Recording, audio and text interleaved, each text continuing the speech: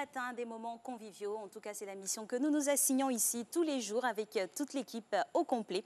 Nous répondons présents pour voilà, vous offrir de la bonne humeur, mais aussi des informations utiles qui vous accompagneront tout au long de votre journée, au travail, en famille. Vous aurez bien sûr à discuter aujourd'hui des programmes avec bien sûr Marcelin à mes côtés. On vous offrira en tout cas le meilleur. Bonjour. Vous pouvez m'appeler Marco, il n'y a pas de souci. Mais Marco. Pas de souci. Marco, ça va. Merci à vous. Comment vous allez? Bien, Dieu merci. Pas trop bien, il y a espoir. Totalement déprimé? Il y a encore espoir. Possible. Il y a encore espoir. Il y a toujours de l'espoir pour ceux qui croient et ceux qui estiment que chaque jour est une nouvelle chance de réécrire une nouvelle histoire. Ah, parlant de réécriture, l'écriture simplement de notre conducteur nous donne à penser aux enfants aujourd'hui, surtout au niveau de leur santé. On va parler dans le volet santé avec le docteur, un pédiatre, la pneumonie de l'enfant, du diagnostic au traitement. Sans oublier l'intervention donc de notre parrain, notre partenaire pour cette émission, l'ANAGED, avec M. Akishiou ou M. le conseiller, c'est selon qui viendront nous parler de comment c'est ce rythme, donc bien sûr la lutte contre l'insalubrité en Côte d'Ivoire et surtout à Abidjan. On aura également le volet entrepreneuriat avec... Avec M. Silver Kouakou, il est entrepreneur et roi de l'engrais bio en Côte d'Ivoire notamment. Il nous parlera de la valorisation des biodéchets et la fabrication d'engrais organiques de haute valeur nutritive. En tout cas, je pense que ça fera plaisir et à Cédric Lombardo et aux amis de l'ANAGED. On parlera bien sûr du renouvellement. Cédric Lombardo, justement, le nom est lâché, c'est celui qui nous parle du développement durable. Mais avant, sachez que M. Silver Kouakou n'est pas n'importe qui. Il a été distingué à plusieurs occasions. En 2017, tenez, par exemple, il a glané le super prix Alassane Ouattara du jeune entrepreneur émergent. Et dans la même année, excusez du peu, il a été admis dans le top 50 des jeunes qui font bouger la Côte d'Ivoire et désigné comme ayant la meilleure jeune entreprise africaine éco-citoyenne. Comme vous le savez, à Matin Bonheur, nous ne recevons pas n'importe qui. Que des sommités pour vous offrir en tout cas des informations vraies et des informations qui vous accompagneront bien sûr à impacter aussi vos différents milieux, pourquoi pas. On a nos différents flashs, c'est clair, avec Régis Kofi, Ivoire, Afrique et Inter. Et Ange-Patrick Eolier s'occupe de faire la lecture pour la revue de presse. Pendant ce temps, aujourd'hui, nous sommes le jeudi 6 décembre 2018. Ça passe vite, ça passe vite. Vive le vent, vive le vent, vive le vent d'hiver. Ici d'hiver. Est-ce que oui, bon, on reprend. Vive le vent, vive le vent d'Harmattan. Voilà, ça c'est plus local. J'espère que Mme Dendané et toute son équipe au niveau des opérateurs de prise de vue, tout le monde a déjà prêté ses cadeaux, c'est ça? Tout le monde a ses cadeaux hein, déjà? Okay. Bon, on va faire le partage ici le jour de Noël parce qu'on sera là. Et puis on va appeler les enfants pour savoir, allô, est-ce que ton papa qui travaille à la RTI t'a fait des cadeaux? Mais ne vous en faites pas, chacun aura son cadeau. La vie même nous donne toujours des cadeaux en décembre et on prie pour que ce soit vraiment de très très bonnes choses pour tout un chacun. Aujourd'hui, fête du calendrier saint du jour, le 6 décembre 2018, nous avons... Saint-Nicolas, Assel, Azéline, Klaus, Colas, Klaus, Léonina, Léonine, Léontine, Majorique, Niki, Nicolus, Nicole, Nikita. Le nom d'espion. Nicolus, oui, franchement. Franchement. D'espion, on va pas préciser le pays, mais en tout cas, d'espion. Nicolus, Nicolas et Nikos. Nikos. Ben voilà. Nikos, comme Nikos Aliagas. L'un des plus grands présentateurs d'Europe, et pourquoi pas du monde. Oui. Voilà, franchement, Nikos Aliagas, merci beaucoup pour toute la sympathie, même pour prendre une photo. Il y a des gens qui sont simples. Hein. Merci beaucoup. Et puis aujourd'hui, la citation nous émane d'une figure tutélaire de la littérature et de la culture tout court africaine. Qui ne se souvient de lui, de ses phrases, de ses vers, de ses fameux poèmes. Joal, je me rappelle, il s'appelle Léopold Sédar Senghor.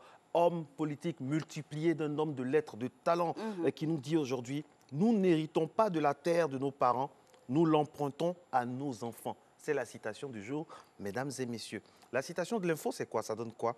Bon, on va essayer d'hériter donc de tout ce que va nous dire Régis Kofi, c'est le flash, et c'est maintenant.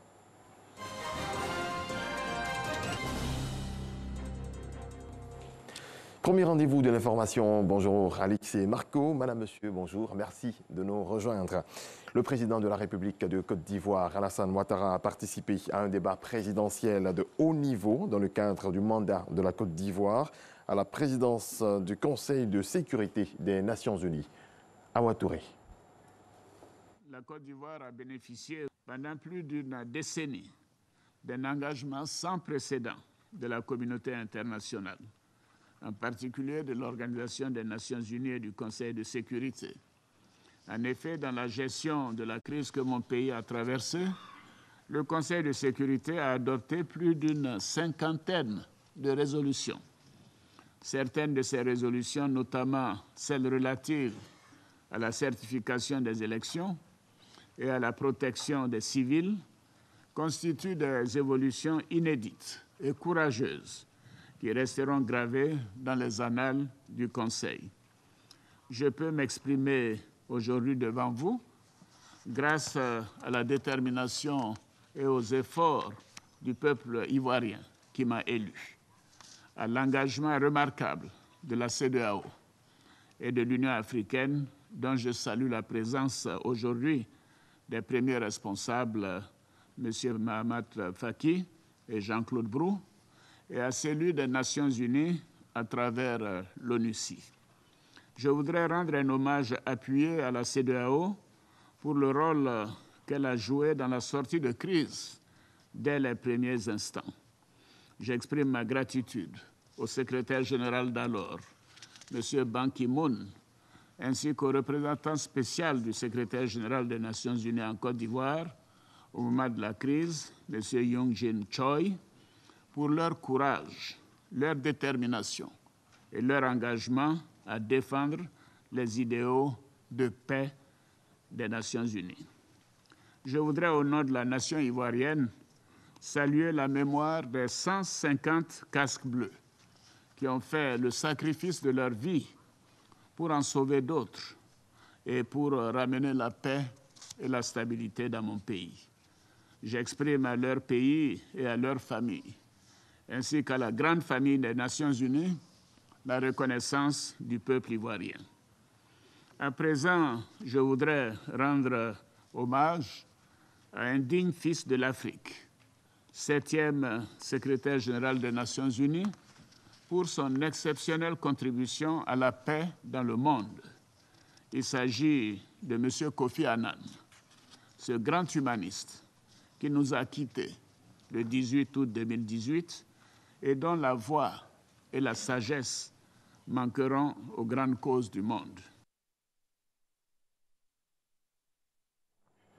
Voilà, vous l'avez compris, le président de la République, Alassane Ouattara, a exprimé sa reconnaissance à l'ONU qui a permis de ramener la paix et la stabilité en Côte d'Ivoire. Le président de la République qui sera de retour à Abidjan aujourd'hui. Le ministre de l'Équipement et de l'Entretien routier, Amédée Kouakou Kofi, a effectué 2 visites. D'abord sur les chantiers du 4e pont à Atekoubé, ensuite dans la commune de Cocody, sur la voie devant relier le carrefour Abata à la cité Sire. Jean-Louis Bambo. Nous sommes sur une des emprises du 4e pont. Les travaux sont en stade embryonnaire, mais évoluent bien au dire du ministre de l'Équipement et de l'Entretien routier, Amédée Kofi Kouakou. À Lokodjo, l'entreprise chinoise en charge des travaux a presque fini la construction des installations devant abriter le matériel et les ouvriers du chantier. Il reste la libération des emprises pour que les travaux commencent véritablement. Mais aussi, il y a tous les problèmes de déguerpissement des populations. Les dispositions sont prises. Le Premier ministre l'avait annoncé, un peu plus de 30 milliards pour la population. C'est un processus qui est en cours. On voudrait rassurer l'ensemble des populations qui sont installées dans l'emprise du projet que, conformément aux directives, toutes ces populations seront correctement indemnisées. La construction de cet ouvrage devrait durer 30 mois. Il est prévu pour être livré début 2021. Autre site visité par le ministre Amédée Kouakou, le chantier de construction de la voie reliant le carrefour Abata à la cité Sire, dans la commune de Cocody. Ce projet consiste à aménager la route jusqu'à la cité Sire en 2 fois 2 voies. Et aussi, on avait un gros problème d'assainissement. Donc, il y a un canal de près de 700 mètres qui a été construit donc, pour pouvoir évacuer toutes les eaux. Un chantier qui est confronté à plusieurs obstacles dans sa réalisation. Il y a beaucoup de personnes qui sont installées dans les points bas, qui malheureusement ont des titres de propriété, ce qui fait que vous voyez que la zone est complètement vallonnée. Il va falloir évacuer ces eaux-là. Vous voyez ce qui se passe à la rue Mini, chaque fois qu'il pleut, il y a des inondations. Nous sommes obligés de libérer les emprises, de sorte que les eaux puissent être évacuées convenablement. Cette voie d'une longueur de 3,5 km sera livrée en mars 2019. C'est la fin de ce point de l'actualité. Je vous retrouve tout à l'heure à 6h30. A tout de suite, donc Régis. Alors aujourd'hui, le sport et le fitness se conjuguent en aille, travailler la taille. C'est parti.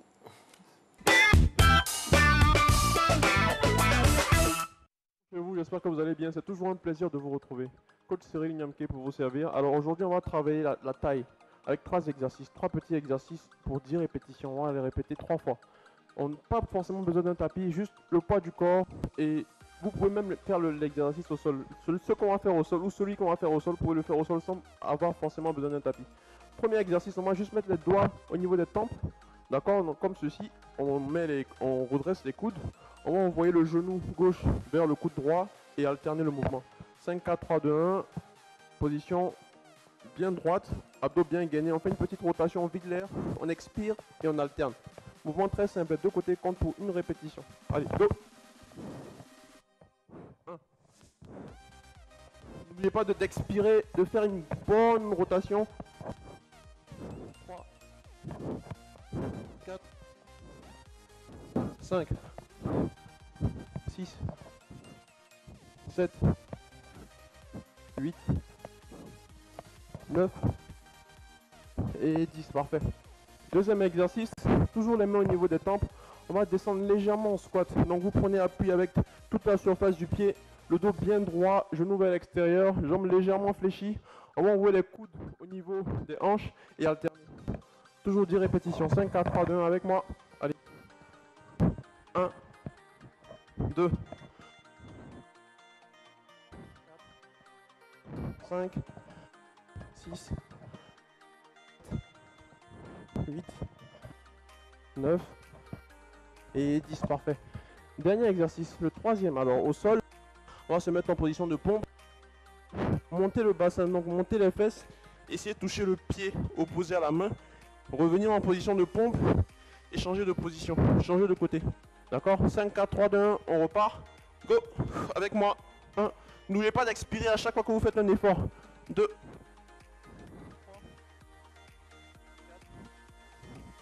5. Cherchez le pied. 6, 7, 8, 9 et 10. Première série d'exercices terminée. Je transpire déjà. Allez, on va pour la deuxième série. Le même principe, les mêmes exercices. Les mains au niveau des tempes pour le premier. Genoux au niveau du coude opposé. On part ensemble. Allez, go. 1, 2. Cherchez le genou. 3, 4, 5, 6, 7, 8, 9 et 10, parfait. Le deuxième exercice, j'espère que vous n'avez pas oublié, on fléchit légèrement les jambes, genoux vers l'extérieur, les mains au niveau des coudes, les mains au niveau des tempes, pardon. On touche, on essaie de toucher, d'accord, la naissance des fesses et on alterne. 5, 4, 3, 2, 1, on fléchit, allez go. 1, 2, 3, 4, 5, 6, 7, 8, 9 et 10, parfait. Ça ressemble un peu à une danse, mais bon, ça arrive vraiment. Faites-moi confiance. Position de pompe. Troisième exercice, le même principe. Allez, go.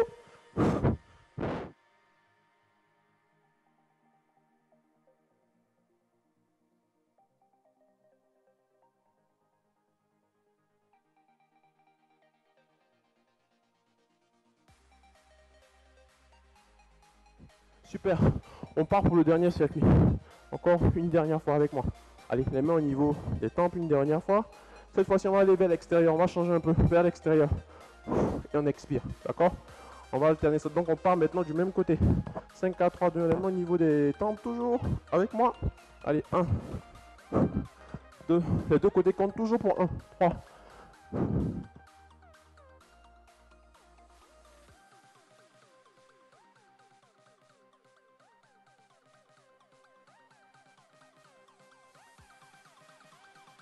Parfait.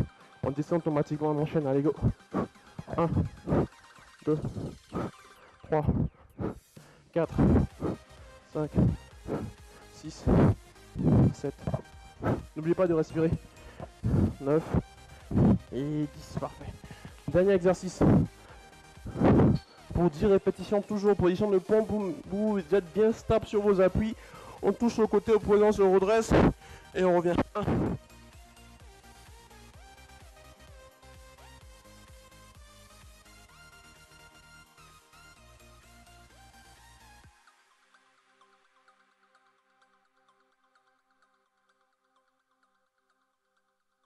Parfait. J'ai la taille en feu. Et s'entraîner, c'est toujours un bon moyen de commencer la journée. N'oubliez pas de prendre votre petit déjeuner. Prenez soin de vous, on se retrouve très bientôt. Ah pardon, je passe un coucou à Marco et Alix. Je les attends toujours sur le plateau. Il faut qu'on s'entraîne ensemble un jour au moins. Au revoir, prenez soin de vous. On attendait que Alix ait tout son équipement, tout ça, parce Bon, qu'elle bon, hein. voulait avoir un équipement, mais vraiment du tonnerre, ouf, quoi. De ouf, un truc de ouf. Alors c'est bon, l'équipement, vous l'avez? Oui, ça va, ça va. Ah bon? Ça va faire sensation, donc on va prendre notre temps. Ça va faire sensation, ça vous permet de bien faire le sport, ouais, sensation. D'accord, on verra bien. Ah bon, vous êtes prête? Oui. Hein? Vous êtes Ben oui, prête, je suis vous êtes prête. parée? Paré, D'accord, et on va s'accorder sur les couleurs, comme toujours, hein? comme toujours. D'accord. Ben oui. Ok, mesdames et messieurs, il est 6h11. Ah ben, c'est fait On comme va ça. essayer de se promener donc, dans les rues et sur les routes d'Abidjan. Qu'est-ce que ça donne? Eh bien, le point route va nous dire.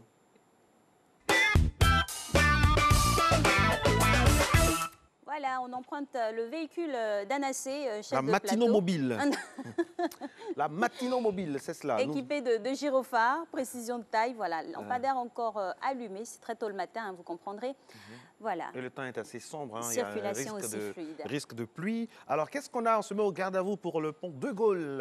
Alors, Oh, c'est magnifique ça. C'est joli. Nombreux sont les téléspectateurs qui nous demandent si on n'a pas d'autres images d'autres endroits. Eh bien, nous y travaillons, mesdames et messieurs, afin qu'on ait par exemple l'autoroute du Nord et d'autres tronçons également pour vraiment avoir l'Indénié, même à Yamoussoukro, Daloa, Bouaké, tout ça. Ça va se faire petit à petit. Vous savez que Matin Bonheur, dans sa nouvelle version, a seulement 3 ans. Et puis bon, ça va venir, quoi. La preuve, on n'avait pas le lagunaire, mais on l'a maintenant, le lagunaire, avec les phares qui sont de mise parce que le temps est sombre. Attention aux éléments de visibilité de vos véhicules. Anti-brouillard, voilà, tout ça. Ensuite, on terminera avec sûrement boulevard Latrille, commune de Cocody, circulation, on va dire, également fluide et légère. On revient au plateau. Au plateau, pas à la commune du plateau, mais sur le plateau. En plateau, oui. En plateau, oui, en plateau. La suite de cette émission, mesdames et messieurs, c'est maintenant la revue de presse. Sa mission, très simple, hein. Essayez de lire les journaux pour vous. Allez, ne lisez pas, écoutez la belle voix de Ange Patrick Eolier. C'est parti.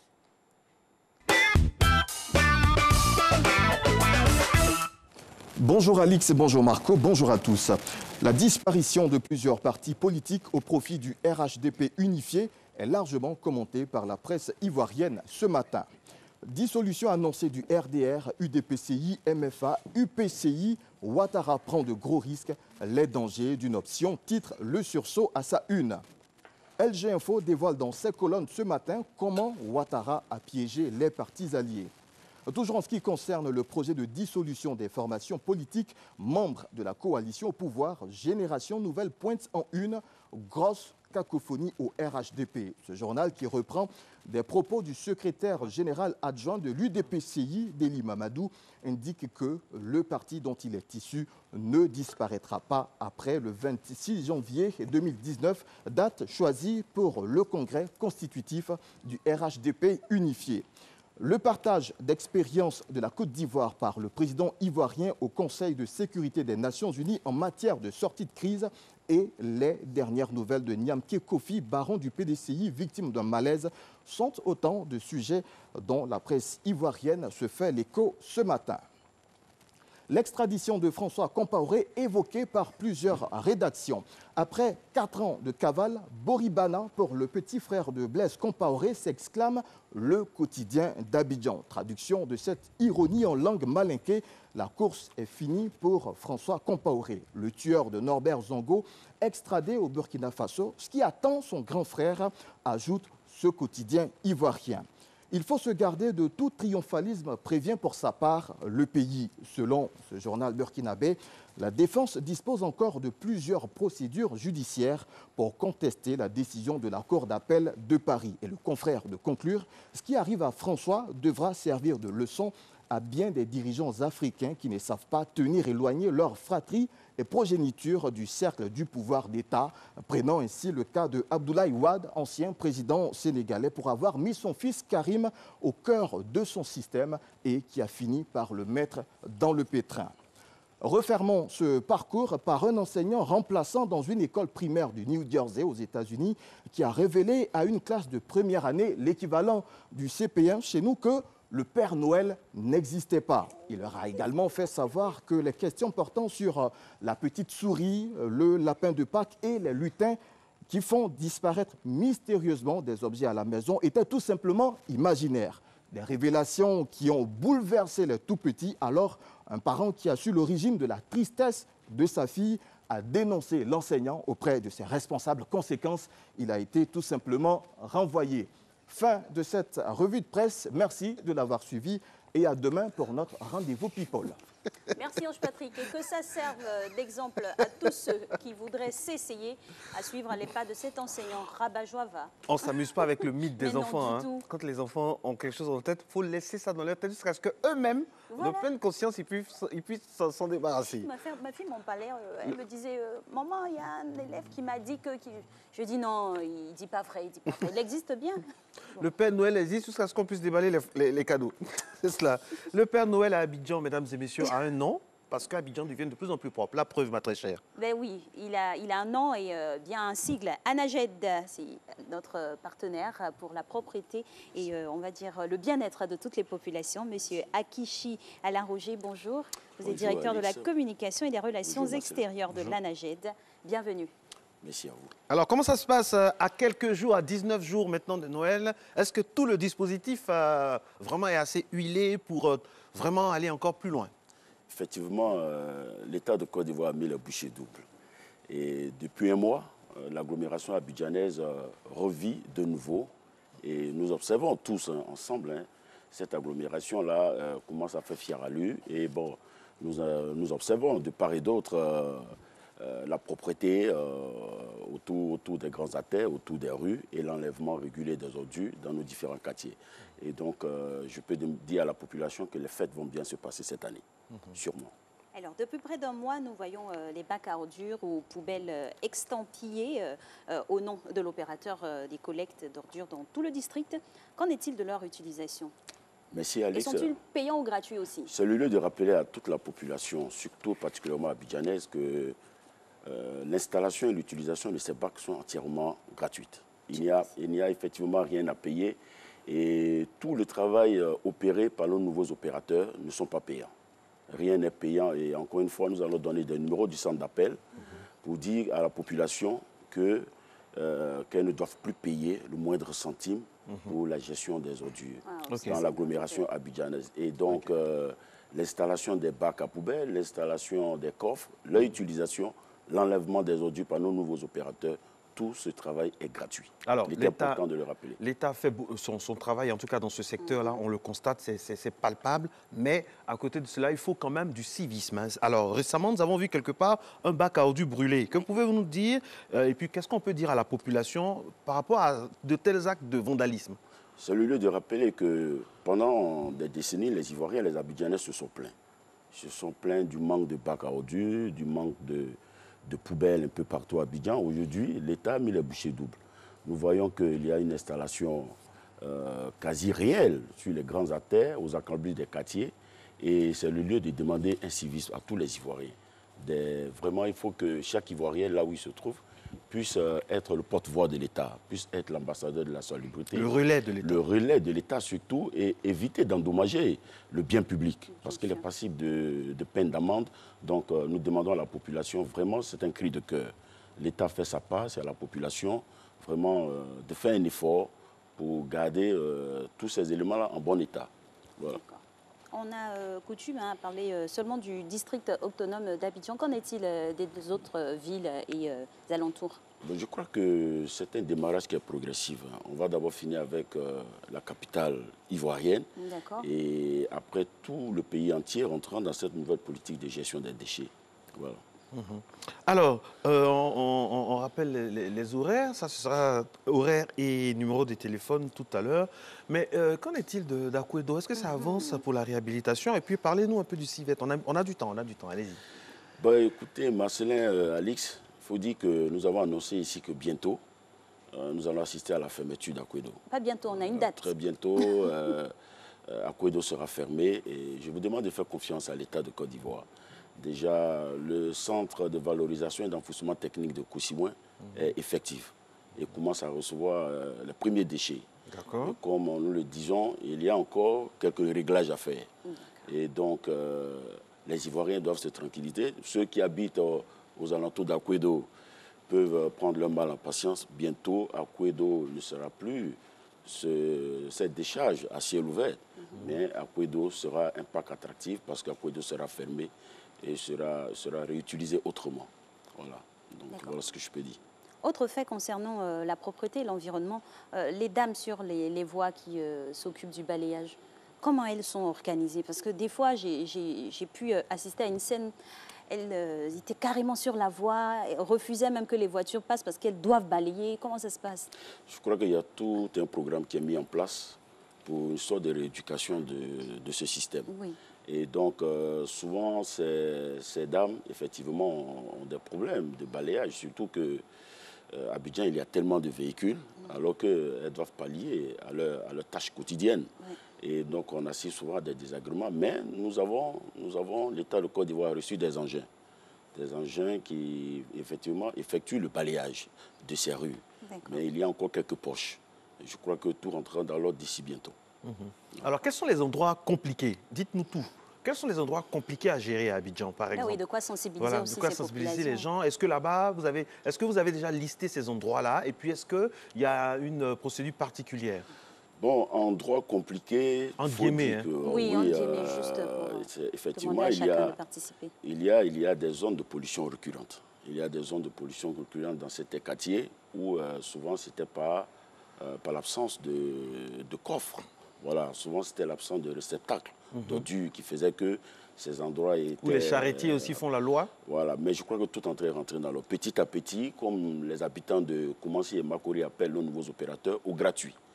Au gratuit, donc le message est passé. Donc aujourd'hui... Il n'est pas gratuit. Hein? Ouais, les charretiers vont disparaître d'ici peu. Ils ont commencé même à disparaître d'eux-mêmes. Puisque si l'enlèvement est régulier, chez moi au quartier, je n'ai pas besoin de payer un charretier. Voilà. Et donc, je crois que les pollutions récurrentes sont en train d'être traitées. Et d'ici peu, même avant les fêtes de fin d'année, vous ne verrez pas un endroit où il y a des tas d'immondices. Ce n'est pas possible, actuellement. Ça sera comme au Rwanda où tout est propre, H24, hein, comme à Kigali. Et le traitement aussi des sachets plastiques, parce qu'il y a une loi qui interdit, mais ça perdure. Et comment traiter, parce que... C'est quand même résistant, hein. 400 ans à se désagréger, ce n'est pas évident. Comme vous le dites, hein, le changement a un coût. Tout changement a un coût. Et vous avez observé que Madame le ministre de l'Assainissement et de la Salubrité en a fait un cheval de bataille. La lutte contre l'utilisation de ces sachets d'eau, mais comme j'ai eu l'habitude de le dire, quand vous réfléchissez 3 fois à trouver la solution, ceux qui s'y adonnent réfléchissent 5 fois. Mais d'ici peu, je crois que l'utilisation de ces sachets plastiques, qui va même à l'encontre de la santé des Ivoiriens, va disparaître. De moins en moins, les Ivoiriens utilisent ces sachets d'eau. De moins en moins. Vous pensez? Bien sûr, de moins en moins. Parce que pour les marchés... On en trouve de moins en moins et je crois que ces sachets-là vont disparaître. Alors on espère de tout cœur, on espère que cela va disparaître. Alors, je parle de ma stratégie particulière maintenant pour le 24, le 25, et le 31 et le 1er. Est-ce qu'il y a des choses précises? Bien sûr, il y a un programme qui est mis en place. Il y aura la sensibilisation dans les gares routières. Très bien. La sensibilisation dans les marchés. La sensibilisation va se faire dans les grandes surfaces. Surtout dans les grandes surfaces. Vous savez que la période de fête est une période à forte production de déchets. Et donc, nos opérateurs en sont conscients. Tout est mis en place pour qu'Abidjan respire bien, pour que les Ivoiriens puissent passer des fêtes saines. Donc, je vous le garantis que tout un programme est en place pour rendre Abidjan propre pour de bonnes fêtes aux Ivoiriens. Donc un message qui devrait rentrer dans les oreilles de tout le monde. Alors on va rappeler les horaires et les bons gestes. Voilà, et on ne cesse de le rappeler, hein, les horaires c'est 17h à 21h pour la sortie des ordures. Et puis pour ceux qui n'ont pas pu le faire à cette période-là, à cette tranche horaire, ils peuvent le faire entre 5h et 6h. Donc je répète, entre 17h et 21h et 5h à 6h. Et les bons gestes, vous le savez, hein, il y en a 4 que nous répétons ici chaque jour. Il y a de bien conditionner, le conditionnement des ordures dans des sacs poubelles, sortir les ordures aux heures indiquées par les opérateurs, laver les poubelles après le passage des engins d'enlèvement, rentrer les poubelles à la maison et surtout le nettoyage des niches à ordures. Et voilà, éviter surtout de sortir les ordures en dehors des horaires qui sont donnés et surtout après le passage des engins d'enlèvement. Donc ce sont ces bons gestes-là que les Ivoiriens doivent comprendre. Nous allons chaque jour le répéter. Nous allons le répéter chaque jour afin que les Ivoiriens puissent passer des fêtes saines et salubres. Merci beaucoup à vous, monsieur le directeur de la communication et des affaires extérieures de l'ANAGED, monsieur Roger Akichi. Avec lui, nous évoquions donc le nouveau mode de gestion des ordures ménagères sur le territoire, principalement à Abidjan. Les numéros de téléphone, on va les donner. Le 47 14 0000, le 01 20 0000, le 56 50 0000. Et je suis gentil, je reprends au nom de la salubrité. 47 14 0000. 01 20 0000 et le 56 50 0000. Et allez, ça en fait beaucoup de zéros. On remet le compteur à zéro et là on repart maintenant pour une autre salve d'informations. Mais avant, on aura la pub. Vous êtes à Matin Bonheur et vous avez raison.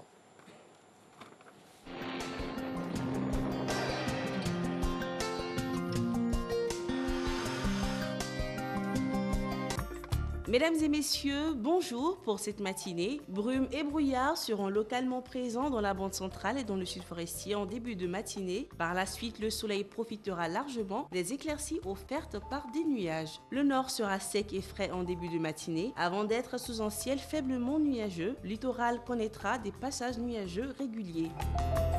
Les températures pour la matinée, la maximale affichera 26 degrés à Abidjan, Sika-Diaké, 25 degrés dans les villes de Bondoukou comme celle de Boaké, 24 degrés à Daloa, 25 degrés à Dambokro, 24 degrés dans la région du Gor. À Korogo, il fera 21 degrés, 19 degrés dans la région du Tonkui, 20 degrés à Odiéné, 25 degrés à San Pedro Sassandra Tabou. À Yamoussoukro, il fera 23 degrés. Dans l'après-midi, le temps sera sec et ensoleillé sur la moitié nord du pays. Dans la moitié sud, par contre, la mousson, des vents humides, favoriseront avec la présence du soleil une chaleur humide. Ce mélange sera favorable au développement de denses nuages, pouvant donner localement de la pluie.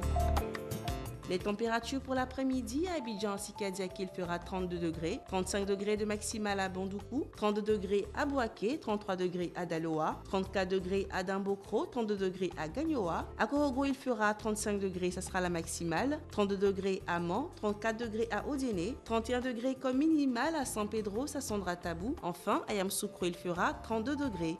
Très bonne journée à toutes et à tous.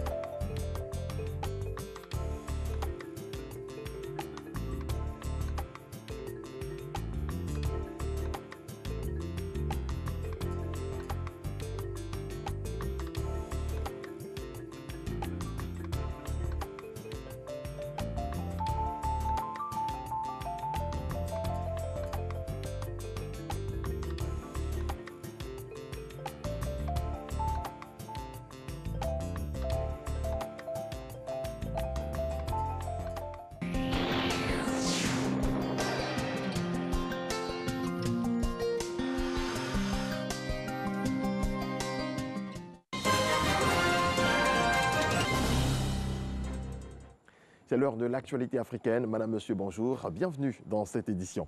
La justice française a autorisé hier l'extradition de François Compaoré vers le Burkina Faso. Le frère de l'ancien président déchu Blaise Compaoré est mis en cause dans l'enquête sur l'assassinat du journaliste Norbert Zongo, tué en 1998. Au Togo, 24 heures après l'ouverture de la campagne, les églises évangéliques demandent le report des élections législatives du 20 décembre prochain. Regardez. 24 heures après le début de la campagne électorale pour les élections législatives au Togo, peu d'affiches de candidats sont visibles dans les rues de Lomé, la capitale du pays. Ces élections continuent d'inquiéter plusieurs couches de la société togolaise. Après le clergé catholique, ce sont les églises évangéliques presbytériennes et méthodistes qui demandent aux autorités le report des élections prévues pour le 20 décembre prochain. Elles appellent le gouvernement et l'opposition au dialogue pour la paix dans le pays. Présidentielle en République démocratique du Congo, Félix Tshisekedi et Vital Kamerhe ont affiché mardi leur unité lors de leur première sortie électorale hors Kinshasa, dans l'est de Goma, où ils ont promis d'éradiquer l'insécurité qui mine le Nord Kivu. Reportage. Capitale du Nord Kivu que le duo Félix Tshisekedi-Vital Kamerhe a choisi pour lancer sa campagne dans l'intérieur du pays. Pour la prochaine présidentielle en République démocratique du Congo, le choix de cette localité n'est pas en fait du hasard, car la région du Nord Kivu représente près de 10% de l'électorat du pays, mais aussi et surtout une terre de prédilection pour Vital Kamerhe. L'occasion pour les deux opposants d'afficher leur unité dans l'espoir que les électeurs de Vital Kamerhe se reportent sur Félix Tshisekedi, aussi de tenter de faire oublier leur dissidence de l'accord de Genève, incomprise par certains. Les poursuites engagées contre 52 opposants du Cameroun ayant manifesté fin octobre contre ce qu'ils appellent le hold-up électoral lors de la présidentielle du 7 octobre remportée par Paul Biya ont été abandonnées mardi à Douala. C'est ce qu'a indiqué leur avocat, maître Emmanuel Sim. Je vous envoie faire connaissance avec un navire dans l'immensité du grand large angolais. Le Kaombo North pompe son brut. Vu de l'extérieur, le dernier né des navires du pétrolier Total est un monstre avec son pont de 330 mètres et sa torchère haute de 110 mètres. Suivez. Sous ses allures de monstre des mers, le dernier né des navires Total offre un spectacle impressionnant. Avec ses 330 mètres de long et une torchère qui culmine à 110 mètres de haut, le Kaombo Norte extrait du pétrole à plus de 2000 mètres de profondeur au large de l'Angola. Mais à l'intérieur, les dimensions sont tout autres. L'espace personnel est quelque peu réduit pour la centaine de membres d'équipage. En ce moment, nous avons beaucoup de monde à bord, c'est la phase de démarrage. La plupart des lits sont occupés. C'est donc étroit, mais c'est assez confortable et neuf, alors ça suffit, je dirais.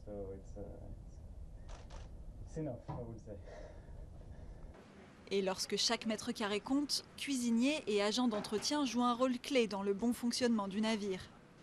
Avec 23 nationalités différentes et autant d'exigences alimentaires, on n'a pas le temps de s'ennuyer derrière les fourneaux. On travaille beaucoup ici. On a trop de pression. Mais c'est un défi et mon objectif est de satisfaire tous mes clients. Sur le Kaombo Norte, les journées sont longues et intenses et les loisirs sont rares. Mais pour autant, l'isolement et les conditions de travail difficiles n'effraient pas ces marins un peu particuliers. On passe à côté des dates importantes, la famille, les anniversaires et tout le reste. Mais on a une certaine liberté quand on est à la maison. On a 28 jours pour faire ce qu'on veut. On peut se reposer, voyager. Quant aux femmes, elles ne sont qu'une poignée à bord, mais toutes assurent y avoir trouvé leur place. Je le dis à toutes mes collègues parce qu'ils pensaient que cet environnement n'était peut-être pas adapté aux femmes, etc. Si vous pensez que l'offshore n'est pas fait pour les femmes, regardez-moi, j'y suis et je m'y plais. Une petite bulle loin du monde et des siens. Et pour certains, le meilleur job du monde. Du sport, on termine avec l'athlétisme. Le Kenyan Eliud Kipchoge, recordman du monde du marathon, remporte le prix d'athlète de l'année devant Kevin Mayer lors des Athletic Awards décernés par la Fédération internationale d'athlétisme à Monaco. Côté femmes, le titre revient à la Colombienne Catherine Ibargüen.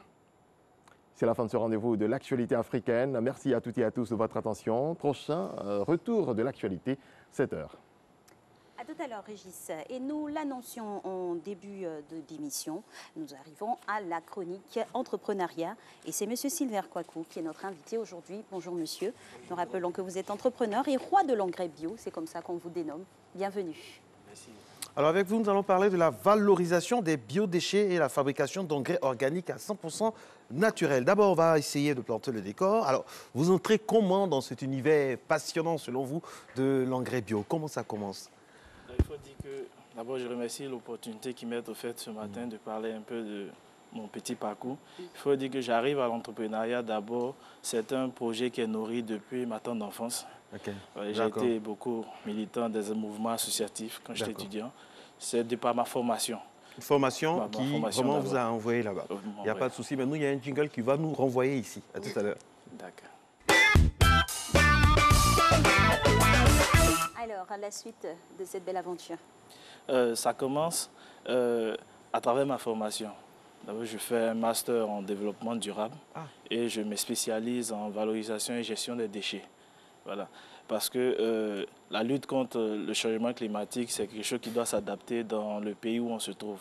Sachant que la Côte d'Ivoire est une puissance agricole et que là où on parle d'agriculture, on parle d'utilisation d'intrants agricoles. De par ma formation, je me suis rendu compte qu'à travers une grande partie des éléments qui peuvent permettre à la lutte contre le changement climatique, ce sont en d'autres termes les déchets, on peut mettre sur pied un produit qui peut booster encore l'agriculture, à permettre à nos parents planteurs d'investir moins et de gagner beaucoup, tout en étant des acteurs incontournables du changement climatique. Et c'est en cela que nous avons travaillé pour trouver un prototype qui pourrait aller avec n'importe quel type de culture et sur n'importe quel type de sol. Justement, comment nos parents, vous avez parlé de nos parents planteurs, comment ils appréhendent l'engrais bio? C'est-à-dire l'engrais qui, c'est nouveau, ils ont toujours été habitués de génération en génération à travailler avec un engrais pas bio du tout. Alors, on leur a toujours proposé des produits. Alors, comment ils appréhendent ça? Avec répulsion ou bien ça les attire? Non, il faut dire que les avis sont partagés. Mais beaucoup sont ceux qui sont très réfractaires. Parce que le milieu agricole, et vous savez comme moi que ce n'est pas fait forcément pour les intellectuels. Donc, quelqu'un qui a l'habitude d'utiliser un produit pour le faire changer, je ne suis pas trop d'accord avec vous. Hein. Ce n'est pas parce qu'on est dans le milieu agricole que ce n'est pas fait pour les intellectuels. Non, j'ai dit que ce n'est pas trop. C'est pas trop, ok, voilà. Heureusement. Une prédominance. Justement, sinon aujourd'hui, il y a beaucoup d'intellectuels qui se lancent dedans. Voilà, donc quand on a l'habitude de pratiquer une culture avec tel produit et que ça donne les résultats qu'on cherche, on ne cherche plus à avoir. Voilà. Mais ce qui est bien au niveau de l'engrais, c'est comme la nourriture. Pour appâter quelqu'un, il suffit, lorsqu'il parle beaucoup, de lui donner un échantillon, il expérimente. Et après l'expérimentation, on ne parle plus trop. Voilà. Les résultats sont tangibles par eux-mêmes. Voilà. Alors, pratiquement, comment se développe votre activité au quotidien avec les populations, avec les agriculteurs en l'occurrence? On essaie toujours, au mieux qu'on peut, d'étendre notre mainmise sur le plus grand nombre d'agriculteurs à travers des campagnes de sensibilisation qui se concrétisent, comme j'ai dit, par des expérimentations, des plantations tests qui sont faites dans différentes régions et qui font leurs résultats. Et la publicité s'est faite d'elle-même. Parce que comme j'ai dit et je le répète, dans ce domaine, il n'y aura aucun organe publicitaire qui te permettra de faire du chiffre. C'est du bouche à oreille qui est dû au résultat du produit en pleine application. Et quand ils sont conquis, ils se disent, un jeune, j'imagine quand on vous dit, mais il est jeune comme ça, c'est lui qui va nous faire changer nos habitudes. Vous entendez ça souvent? Tous les jours, tous les Là-bas jours. même, c'est pas les jeunes, c'est le petit là qui va... Voilà, j'ai pas voulu dire petit par respect, ils ont dit, mais c'est cet enfant-là qui vient nous parler d'engrais. Pendant des générations, on a toujours été dedans. Ils disent ça? Oui, surtout que les planteurs sont d'un certain âge, généralement. Ah oui, voilà, donc c'est réellement père. compliqué. Mais on utilise beaucoup de stratégies. Nous ne sommes pas obligés de dire que c'est nous qui avons mis le produit sur pied. On travaille pour une structure, voici le produit. L'essentiel, c'est de vendre. Voilà, donc on passe par des stratégies pour pouvoir les atteindre. Concrétiser aussi des résultats probants. Justement, l'impact que votre expertise a sur les différentes productions des uns et des autres. Et c'est dans quel secteur? C'est toutes les cultures? Toutes les cultures, tout type de sol. Voilà, parce que c'est un engrais organique. La particularité de l'engrais organique, il ne s'attaque pas directement à la plante, il s'attaque au sol. Il vient enrichir le sol. Quand le sol est riche, la plante elle-même puise ce dont elle a besoin dans ce sol-là pour sa croissance. Et avec l'utilisation de ces engrais organiques-là, ça permet au sol d'être plus pérenne. C'est-à-dire on n'a pas besoin chaque année d'utiliser des quantités encore plus grandes. Vous voyez, quand on va à une forêt qui n'a pas encore été cultivée, généralement on n'a pas besoin d'engrais parce que les éléments nutritifs sont encore là. Voilà. Donc c'est un peu le rôle de notre engrais, l'engrais organique. Il vient pour régénérer les sols qui sont fatigués. Et il leur donne les éléments nutritifs normaux qui permettent aux différentes plantes qui sont mis en sol de pouvoir avoir une croissance normale et de donner de bons fruits. Justement, qu'est-ce que ça implique comme changement chez les paysans même? Oui. Est-ce que le fait d'opter pour l'engrais bio, ça leur demande de nouvelles attitudes ou de nouvelles habitudes tout court? Oui, évidemment, ça leur demande de nouvelles habitudes. Lesquelles? Mais qui sont plus faciles. Par exemple, les moyens de précaution. Ici, avec notre engrais, il n'y a pas de risque de brûlure, par exemple, pour la plante. Et on ne va pas te dire non, respecte un certain rayon autour des racines pour éviter de brûler la plante. Même au contact direct avec la racine, il n'y a pas de brûlure. On peut l'utiliser avec la main parce que c'est naturel.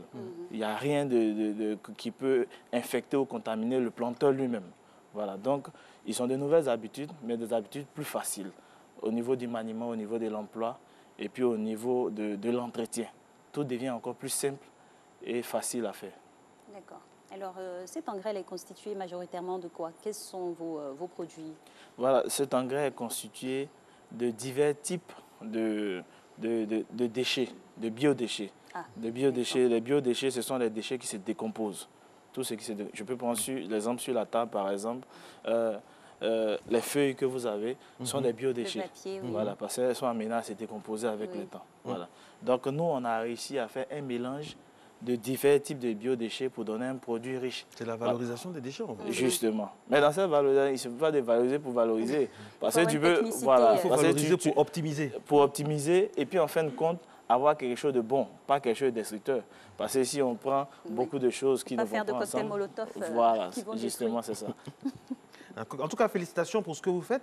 Je rappelle que votre start-up est situé du côté de Bégerville et c'est un plaisir inouï d'avoir sur ce plateau un Ivoirien qui, c'est pas par protectionnisme, hein, mais simplement par fierté de recevoir ici, surtout dans cette rubrique entrepreneuriale, des jeunes qui font vraiment la fierté de notre pays. Et je vois derrière Cédric Lombardo qui est très heureux parce que lui aussi, il partage cette vie. En tout cas, c'est la journée verte aujourd'hui. La journée verte. Alors, Sylvain Kouakou, quelles sont les perspectives de votre jeune entreprise? Ok. Les perspectives, elles sont nombreuses. D'abord, aujourd'hui, nous avons pu installer une deuxième unité à Boisseau. Ah, super. Voilà, Boisseau. On s'étend, vous étendez. Petit à petit, le coton devient pagne. Voilà. Nous sommes aussi installés à travers des projets d'entretien d'espaces verts écologiques dans la zone d'Assini et puis de Bassam, où nous travaillons en ce moment. Combien de personnes travaillent avec vous? Oui. Bon, en termes d'employés, il y a d'abord les producteurs qui sont sur les 2 sites de production. Et puis, il y a des jardiniers aussi qui travaillent sur d'autres. Donc, aujourd'hui, c'est une vingtaine de personnes qui travaillent au sein de l'entreprise. Voilà. Donc, en termes de perspective, 2019, pour nous, c'est une année où nous donnons comme objectif d'être focus sur l'ensemble du territoire national pour concrétiser l'obtention des principales villes agricoles pour apporter cette solution-là et puis pour encore plus industrialiser notre processus. Quel exemple, quel message vous pouvez donner aux jeunes, à des jeunes qui ont votre âge et qui hésitent encore, qui vraiment ou bien n'ont pas de moyens? Quel est le conseil que vous pourriez leur donner? Les jeunes Ivoiriens comme Africains qui nous regardent souvent. Voilà, le premier conseil que je peux donner, c'est qu'on ne vient pas à l'entrepreneuriat par hasard. C'est toujours une histoire qui nous emmène à l'entrepreneuriat. Une passion, une vision. Voilà, qui nous emmène. Et un rêve. Un rêve. Et lorsqu'on a ce rêve, cette passion, on arrive à surmonter les défis qui s'y trouvent, parce que ces défis-là deviennent pour nous comme toujours des éléments de cette passion-là. Mais ce serait un leurre de dire que l'entrepreneuriat, c'est facile. Parce que là, même sur le plateau, j'ai réfléchi à une solution d'un problème que je dois régler tout à l'heure. Donc, à chaque moment, on est en proie à de nombreuses difficultés.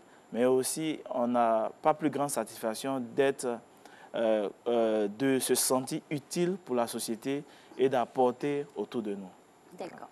Et au-delà de l'innovation et de l'utilité que vous apportez, la satisfaction pécuniaire, elle est là? Oui, la satisfaction pécuniaire, elle s'est fait grandissante. Et puis, tout est dans la main de Dieu. Ah, d'accord. Voilà, donc je pense que si nous y sommes, bon, on arrive quand même à subvenir à nos petits besoins. Enfin. 20 personnes déjà, c'est beaucoup. Hein. J'imagine 20 familles multipliées par... En tout cas, félicitations. C'est le moins qu'on puisse dire. Félicitations et bon courage pour la suite. Vous avez les prières des parents, tout ça, et prie pour vous pour que ça marche. Et vraiment, on espère que vous puissiez glaner encore de nombreux prix. Je rappelle que vous avez été distingué à plusieurs occasions. En 2017, vous avez glané le super prix du nom du président de la République du jeune entrepreneur émergent dans la même année. Un petit cadeau pour vous. on va rester dans la spirale de la culture, du pays profond et aller du côté du pays Oué, parler de la symbolique de la louche chez les Oué. Voici ce que ça donne.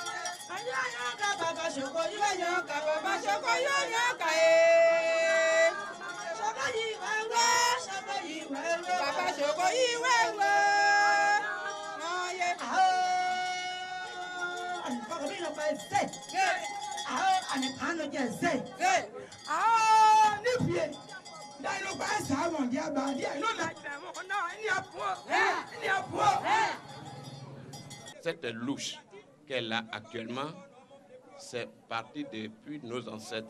Et une femme mariée qui a cette louche-là, ça veut dire qu'elle tient le village.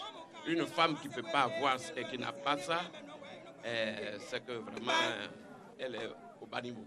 À vos louches, mesdames. Ah, une louche, la femme qui a la louche tient le village. Hein. Ça veut dire que les femmes sont le socle de tous les démembrements de notre société. On ne le dira jamais assez. C'est pour ça qu'à Matin Bonheur, on a une femme ravissante. Elle tient la louche de cette émission parce que c'est elle qui donne le là avec la réalisatrice aussi, Christelle Akoussa. Les femmes ont le pouvoir à la matinale et on l'avoue, nous sommes minoritaires. Et quand c'est comme ça, on a la paix. Quand c'est comme ça, on a la paix. Donnez-le le pouvoir pour qu'elle puisse vous le... Enfin, bref. La suite, madame. La suite, je cède une petite partie de mon pouvoir à Cédric Longuardo qui va nous instruire sur le développement durable. On parle toujours du changement climatique. Hein. Quel est le rôle des parlementaires dans l'atteinte des objectifs du développement durable aujourd'hui? Alors, la réalisation du développement durable est un défi pour rendre possible. Il nous faut un climat paisible, loin des conflits et autres injustices. Et la semaine dernière, on parlait justement de ce développement durable. Alors aujourd'hui, on s'attaque à comment ce développement durable est géré par les parlementaires, n'est-ce pas? Absolument, mais alors juste avant, il y a une actualité sur la scène internationale. Vous savez que c'est la COP21 qui a commencé. Et donc, on a voulu quand même vous faire un petit point sur les nouvelles de la COP21. Les bonnes nouvelles et les mauvaises nouvelles. Donc le premier élément, c'est qu'on va vous présenter maintenant sur Matin Bonheur. C'est donc la première information que nous avons. Donc voilà, ça apparaît à l'écran. La Banque mondiale a doublé son investissement pour le climat. Ils viennent juste de l'annoncer il y a très peu de temps, donc en Pologne. Elle va mobiliser 200 milliards de dollars de 2021 à 2025 pour aider les pays en développement face au changement climatique, c'est-à-dire pratiquement le double de ses engagements précédents. Et le plus intéressant, c'est que 50 milliards de dollars vont être dédiés à la seule thématique de l'adaptation au changement climatique. Vous vous rappelez qu'on avait parlé adaptation et atténuation, c'est-à-dire que là, il y a des fonds qui sont disponibles pour l'adaptation au changement climatique. Alors, ça tombe bien, des financements disponibles, ça tombe bien, nous sommes ivoiriens. Comment les attirer en Côte d'Ivoire chez nous? Eh bien, comment les attirer en Côte d'Ivoire? La Banque mondiale, vous savez qu'elle ne finance pas les entreprises, mais elle finance les États. Et donc, il appartient aux États d'avoir des politiques et des stratégies pour être capable d'attirer les financements de la Banque mondiale. Et en matière d'adaptation au changement climatique, on a un financement qui est en cours en Côte d'Ivoire qui s'appelle WACA, qui est l'adaptation donc du littoral de la Côte d'Ivoire, de la zone côtière. Et on pourra féliciter feu, hélas, le député maire de Grand Laou, Jean Djaya, qui nous a quittés, qui avait fait un travail fantastique justement en tant que député et en tant que collectivité territoriale pour attirer ces financements dans la ville de Grand Laou. Il faut que ça continue. Alors, en pleine COP, toutes les nouvelles de la COP sont aussi bonnes actuellement? Alors, toutes les nouvelles ne sont pas bonnes, il faut un petit peu équilibrer. Et malheureusement, la mauvaise nouvelle que nous avons reçue avec l'ouverture de la COP 21, c'est le fait que, de la COP 24, pardon, c'est le fait qu'elle devait avoir lieu l'année prochaine au Brésil. Et vous savez qu'il y a eu des élections au Brésil qui ont eu lieu. Donc c'est le deuxième élément, une deuxième illustration que nous allons vous présenter maintenant. En effet, le Brésil de Bolsonaro, le nouveau président du Brésil, n'accueillera pas la COP25. Il a décidé de rejeter un petit peu cette COP. Et quand on essaie de comprendre à peu près pourquoi est-ce qu'il a fait ça, parce qu'on a le président Trump qui a donné un petit peu une tendance, on a maintenant le président du Brésil qui fait un petit peu ça.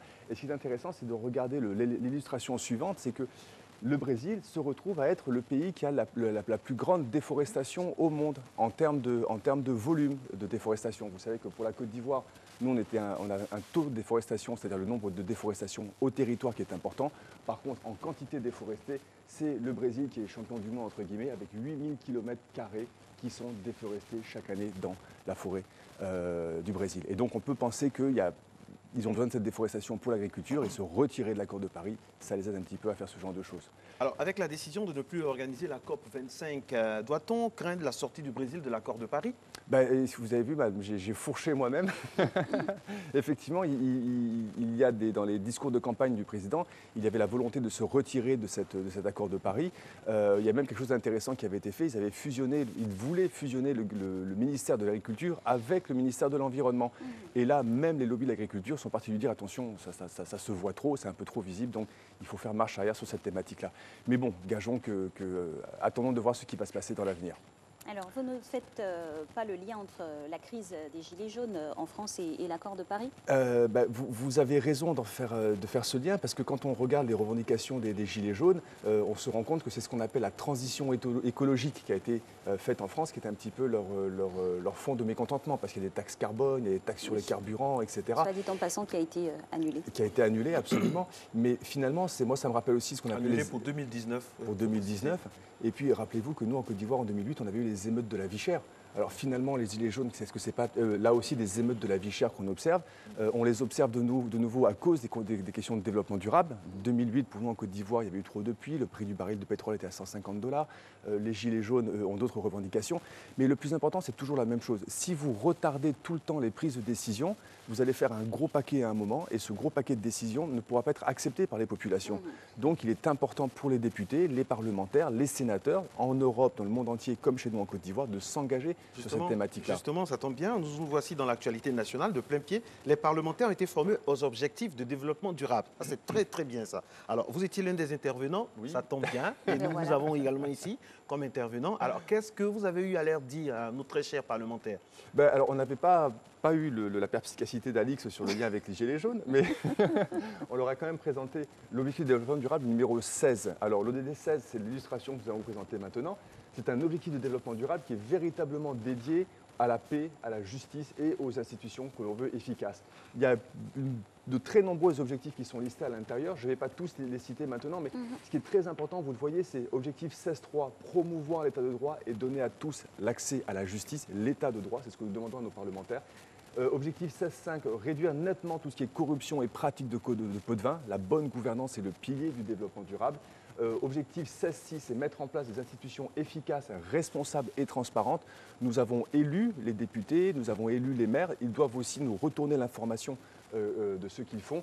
Et objectif 16.10, c'est garantir l'accès public à une information et protéger les libertés fondamentales. Donc ça, c'est ce que nous avons présenté comme étant l'objectif numéro 16 aux députés. Et après se pose la question de savoir comment peuvent-ils mettre tout cela en place. Alors, quelles ont été vos recommandations donc, à nos chers parlementaires? Merci Alix. En fait, si on regarde le rôle d'un parlementaire, donc aussi bien Assemblée nationale que le Sénat, notre nouvelle chambre que nous avons en Côte d'Ivoire, la première chose qu'il doit faire, c'est légiférer, prendre des lois. Et on se rend compte que, par exemple, en 2014, on a eu un nouveau code de l'électricité, on a un nouveau code minier qui est de très très belles dispositions, etc. Et quand on regarde d'autres lois, on voit que le code de l'environnement de Côte d'Ivoire date de 1996. Est-ce qu'on ne devrait pas le rénover un petit peu? On a le code de l'eau. On a aussi la question du foncier rural qui est très très important pour les paysans. Ils ont des difficultés avec cette loi de 98. Donc légiférer, mettre à jour les codes. Maintenant, légiférer c'est bien, mais ils ont aussi le pouvoir du contrôle. C'est-à-dire, première chose, lorsque le Parlement édicte des lois et puis que ces lois se retrouvent au gouvernement, s'il y a des décrets qui doivent être pris soit par le chef de l'État ou des arrêtés par des ministères et que ces éléments ne sont pas mis en œuvre, la volonté du peuple ne sera pas appliquée. Il y a toujours ces fameux décrets que nous attendons. des décrets qu'on attend dans la loi de 2014 sur le développement durable, des décrets qu'on attend dans la loi de 2014 sur l'énergie, etc., etc. Donc légiférer, contrôler. Mais le contrôle aussi du Parlement, c'est le contrôle du budget de l'État, puisque vous savez qu'on vote la loi des finances chaque année. Et donc ils doivent aussi non seulement s'assurer que le gouvernement exécute les lois qui ont été votées par le peuple, indirectement, mais il faut aussi s'assurer que les lois de finances donnent bien les financements qui sont nécessaires pour exécuter ces lois. Et typiquement, on parle de décentralisation, on a la loi de 2003 en Côte d'Ivoire qui donne des pouvoirs aux collectivités territoriales. Est-ce que les budgets suivent ? Et là, naturellement, les sénateurs vous disent on ne reçoit pas tous les financements, donc comment pouvons-nous agir si nous n'avons pas ces financements ? Finalement, quelles ont été leurs réactions ? Alors, les réactions sont très très belles. C'est-à-dire que déjà, dans un premier temps, ce qu'on présente chaque jeudi matin avec vous, nos courbes, nos cartes, nos ceci, cela, on leur a montré la même chose et donc ils s'arrachent les cheveux. C'est justement parce qu'ils voient vos passages ici qu'ils vous ont fait appel. Merci, soit dit en passant, merci à Matin Bonheur. Merci Matin Bonheur. Donc, merci ils observent. De nous suivre, chers parlementaires. Et de reprendre une deuxième fois ce qui s'est passé la semaine dernière. Donc, ils ont conscience des enjeux. Lorsqu'ils voient les cartes, démographie, PIB, machin truc, etc., ils se disent, mon Dieu, nous avons devant une action qui doit être détachée de toute action partisane. Donc eux-mêmes leur disent, devant de tels enjeux, il faut oublier qu'on est de telle partie, il faut y aller. Il faut que nous prenions nos lois, il faut que nous édictions le contrôle gouvernemental, Ils ont tout compris. Et c'est ça qui me rassure parfois et me chagrine, c'est qu'ils ont tout compris. Donc maintenant, nous attendons l'application. Ce sont des politiciens. Hein. C'est un pas naïf. La difficulté qu'on disait la dernière fois. Les régulateurs aussi, c'est nous les observateurs. C'est exactement ce rôle-là que doit avoir la population. C'est-à-dire qu'eux, ils font parfois... Quelqu'un me disait, il y a des arbitrages de partis. On ne peut pas tout faire parce que le parti va dire ceci, va dire cela. Mais certes, messieurs, alors moi je suis juste un simple citoyen. Vous avez été élu. Vous êtes sénateur, donc maire ou quelque chose comme ça. Vous êtes député, donc il vous appartient. Vous avez pris ce pouvoir, vous l'avez voulu. Mais de grâce, n'oubliez pas qu'il y a une population qui vous regarde. Et si vous ne faites pas les choses qui vont bien, ne soyez pas surpris d'avoir des gilets jaunes en Côte d'Ivoire et donc de revoir peut-être ce qui s'est passé en 2008 se repasser dans les années qui viennent. Merci Cédric. Merci à tous les deux. La semaine prochaine, on va parler de... Alors la semaine prochaine, hier c'était la journée internationale du sol. Donc et vous avez à très fort propos invité Green Countries à vous présenter des stratégies de fertilisation des sols. Donc la semaine prochaine, on vous parlera de la journée internationale de la pollution des sols. Et puis après, on va faire un petit best-of jusqu'à la fin de l'année, ce qu'on a vraiment été très content de pouvoir présenter sur Matin Bonheur. Voilà. Très bien. Merci en tout cas, beaucoup. c'est tout un programme pour nos téléspectateurs, bien sûr. La suite, ce sera avec la réclame et Régis Kofi qu'on retrouvera pour le Flash Inter. Merci de nous rejoindre dans ce point de l'actualité internationale. En France, l'exécutif recule face à la pression de la rue. Édouard Philippe, le Premier ministre, a annoncé un moratoire de 6 mois sur les taxes ainsi qu'une suspension de l'augmentation du prix de l'électricité. Mais la colère persiste. Suivez. Face à la crise déclenchée par le mouvement des Gilets jaunes, le gouvernement français a annoncé hier la suspension d'une hausse contestée des taxes sur les carburants. Les annonces du gouvernement pourraient ne pas suffire à calmer la colère des contestataires qui annoncent une nouvelle manifestation pour samedi. Le ministre de l'Intérieur, Christophe Castaner, a invité les manifestants à renoncer à de nouveaux rassemblements. Depuis le début des manifestations, le 17 novembre dernier, 4 personnes ont trouvé la mort et des centaines d'autres blessées. Toujours en France, la fronde des universités continue. Les étudiants protestent contre la loi sur les nouvelles modalités d'accès à la fac. L'université de Tolbiac à Paris a elle aussi rejoint ce mouvement en votant cette semaine un blocage illimité. Le tribunal électoral bolivien a donné mardi son feu vert à une nouvelle candidature du président Evo Morales pour un 4e mandat, malgré les protestations de l'opposition qui considère cette candidature inconstitutionnelle. La première femme élue maire de Mexico a été investie hier pour un mandat de 6 ans à la tête de cette ville, l'une des plus grandes du monde dans un pays réputé machiste. À Yakutsk, en Serbie, la plupart des bâtiments soviétiques n'ont pas été construits pour résister au réchauffement climatique. La fonte du permafrost, cette couche minérale en permanence gelée, sous l'effet du réchauffement climatique, met en danger la société entière. Et c'est la fin de ce point sur l'actualité internationale. Merci à toutes et à tous de votre attention. Je vous laisse en compagnie de Alix et Marco. Merci beaucoup à vous, très cher Régis Kofi. On vous retrouve avec beaucoup de plaisir demain. Lundi. Lundi. Ah oui, lundi. Parce qu'à partir de demain, c'est Mr. Friday, Monsieur Abdoulaye Koné qui viendra également. Voilà. Je voulais rallonger encore vos heures de travail. Oh, je ne suis pas bien. Merci à vous. Vous êtes très, très bien. Et vous faites bien de nous suivre. Matin Bonheur, dernière ligne droite avec le docteur Iki Umbro Max Valère. Il est pédiatre pneumologue. Avec lui, nous parlerons de la pneumologie de l'enfant, la pneumonie de l'enfant, la pneumopathie. C'est ça, on peut dire ça comme ça? Oui, il y a une nuance. Il y a une nuance. Bonjour, ça tombe bien. Monsieur, oui. Ça tombe bien si vous allez éclaircir ça. Et nous situer. Mais avant, nous allons aller dans l'élément explicatif qui nous permet de planter le décor. Et puis, on va vérifier toutes les nuances. À toute l'heure. Merci.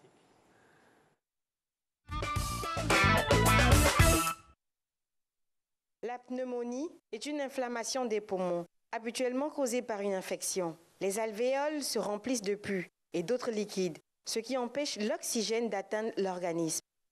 Les poumons qui provoquent ça, les fumeurs, ceux qui boivent les essences fortes. C'est la maladie qui attaque les poumons et franchement, c'est pas bon, ça amène beaucoup de conséquences, la toux et tout et autres. Cette maladie est la plus meurtrière chez l'enfant. Elle fait plus de victimes que le sida, le paludisme et la rougeole. Le diagnostic est essentiellement clinique. On écoute en même temps les poumons et le cœur. Donc là, je suis sur le cœur.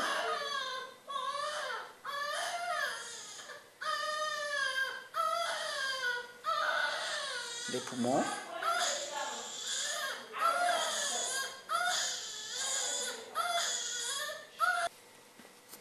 Après l'auscultation, la percussion.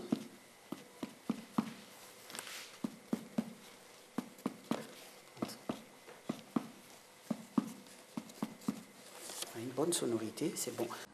Plus de 2 millions d'enfants en meurent chaque année. Cependant, cette maladie avec des symptômes variables qui suscitent peu d'intérêt se guérit. Dans le cas d'une pneumonie, on a une fièvre, on a une toux.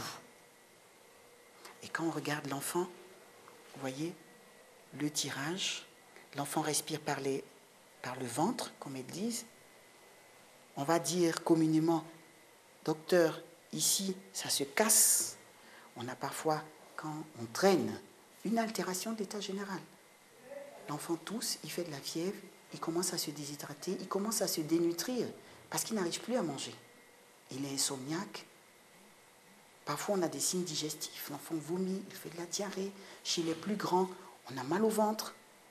Et comme je disais tantôt, on peut même se tromper en pensant que c'est une appendicite, alors que c'est une pneumonie. On a le traitement, on a des antibiotiques pour ça. En fonction du germe, on a la possibilité également d'avoir le germe. On peut faire une fibro, aspiration bronchique si on a des difficultés pour avoir le germe. On peut faire une hémoculture. On peut faire un examen d'urine pour voir est-ce que ce germe-là, on le retrouve dans les urines. Tout ça permet d'orienter le médecin par rapport à l'antibiotique qu'il va choisir. La prévention est possible grâce à la vaccination et une amélioration des facteurs environnementaux. Vacciner nos enfants, maîtrisons notre environnement et puis vivons dans le maximum d'hygiène possible. Avant l'arrivée des antibiotiques, dans les années 1930, la pneumonie était l'une des principales causes de décès. Bien qu'elle soit devenue facile à traiter, la pneumonie demeure un problème de santé publique. Voilà, de retour, nous allons poursuivre sur les cas de nuances que nous évoquions avant l'élément. Oui. Alors, bonjour docteur. Bonjour madame. Alors, nuance entre pneumopathie et pneumonie. Oui. Pneumopathie veut dire maladie du poumon. Voilà, maladie du poumon parce qu'en médecine, la terminaison pathie veut dire maladie. Donc quand vous entendez colopathie, maladie du côlon, neuropathie, maladie des neurones, en fait c'est un peu comme cela. Par contre, pneumonie, c'est une maladie du poumon, une infection, voilà, une maladie du poumon d'origine infectieuse. Donc c'est une infection du poumon. C'est ça la nuance. C'est ça la nuance. Et là, nous parlons des sujets de 0 à 28 jours, c'est-à-dire la néonatologie, ou bien de pédiatrie de 0 à 15 ans. C'est de ce dont il est question aujourd'hui quand on parle de pneumonie de l'enfant, c'est cela? Oui, de l'enfant, je veux dire, la néonatologie s'arrête à 28 jours. À 28 jours. Donc, encore enfant, le découpage en médecine va encore de 29 jours jusqu'à 2 ans. On parle de nourrisson. D'accord. Et puis après, à partir de 2 ans jusqu'à 15 ans de l'enfant. Là encore, on va passer petit enfant, grand enfant, enfin préadolescent. Il y a beaucoup de découpage. Donc, l'intervalle commence de 0 à 15. Oui, pour parler d'infection pulmonaire, ça peut commencer dès la naissance. Toutes nos excuses par rapport parce qu'il faut quand même s'excuser, toutes nos excuses par rapport au visage de cet enfant, de ce nourrisson-là qui n'a pas été flouté.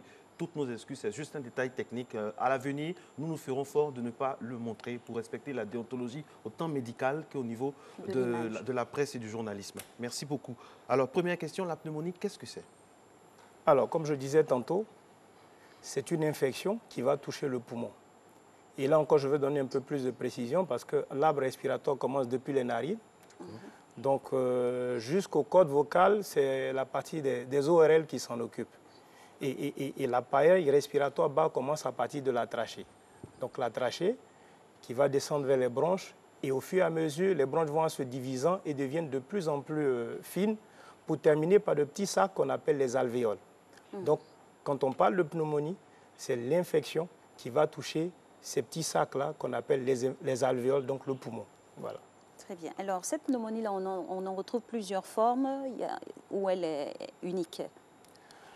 Alors, déjà par les agents qui provoquent. Donc, ça peut être les bactéries.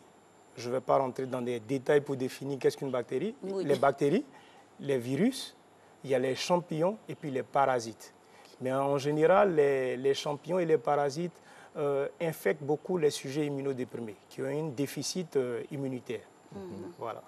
Alors, quelles sont les causes proches, lointaines et les facteurs de risque?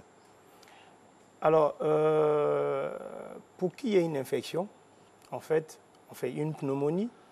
Il y a d'abord un microbe. Oui. Il y a d'abord un microbe.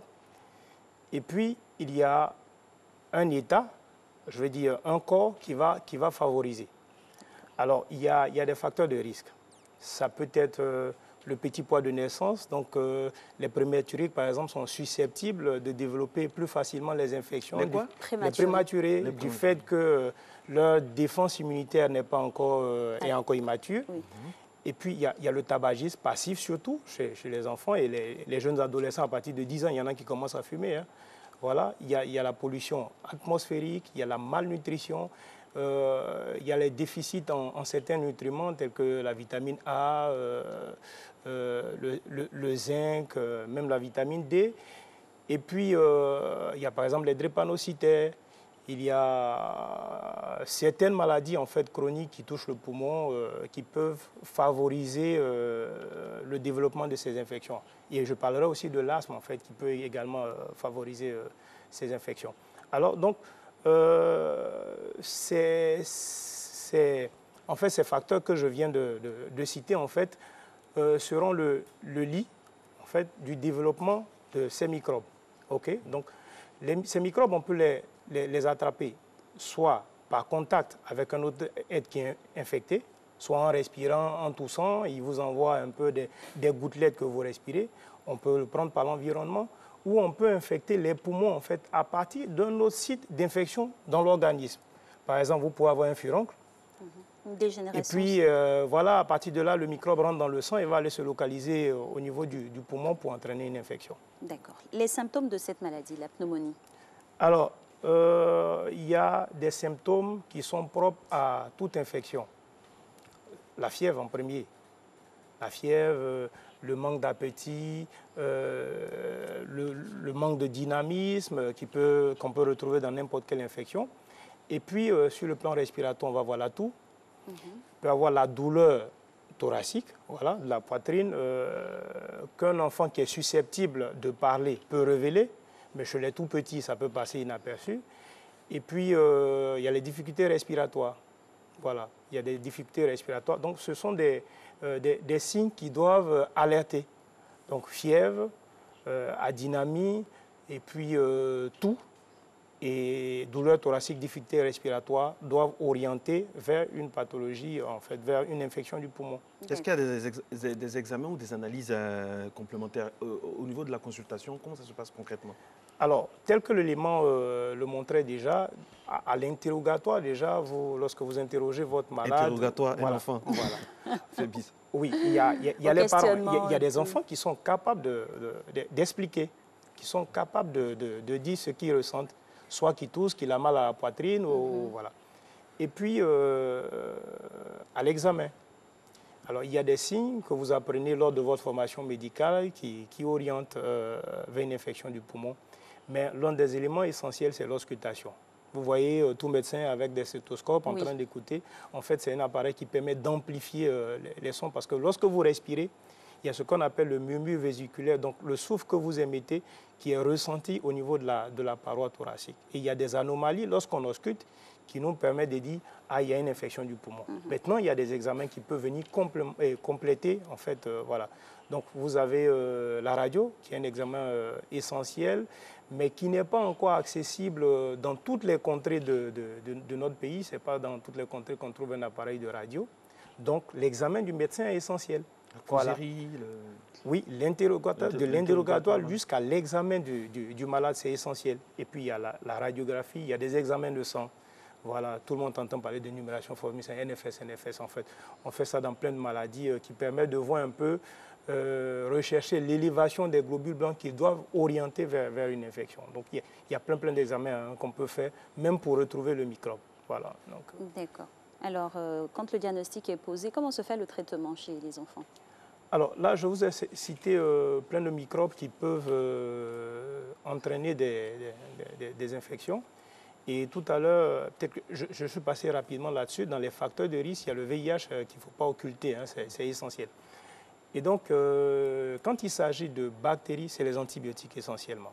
Alors, je ne fais pas faire la publicité de certains antibiotiques, mais c'est les antibiotiques qui vont permettre en fait de tuer les microbes et donc de réduire leur charge pour permettre aux défenses de l'organisme en fait de prendre le relais et de pouvoir continuer ce combat-là. Et puis, dans certains cas particuliers, selon qu'il s'agisse comment on appelle ça, de champignons, qu'il s'agit de parasites, il y a des traitements spécifiques qu'on peut administrer pour pouvoir les tuer. Alors, voilà. L'évolution de la maladie, ça se fait comment concrètement?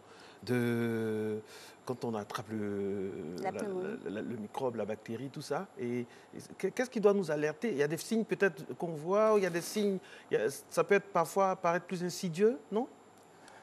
Oui, en fonction du germe, il y en a qui peuvent être foudroyants assez rapidement et il y en a qui peuvent aller à bas bruit. Ah. Oui. Mais ce qu'il faut comprendre, c'est que la pneumonie est mortelle. La pneumonie est mortelle et c'est la première cause de décès de l'enfant de moins de 5 ans, d'origine infectieuse, de par le monde. Okay? On dit communément, l'OMS avait déclaré déjà en 2015 15% de décès chez l'enfant de moins de 5 ans. Donc ça fait au bas mot plus de 900 000 décès liés à la pneumonie. Ça c'est dans le monde. Et chez nous en Côte d'Ivoire, vous avez des chiffres? Alors, on tourne dans le même ordre, à peu près dans le même ordre.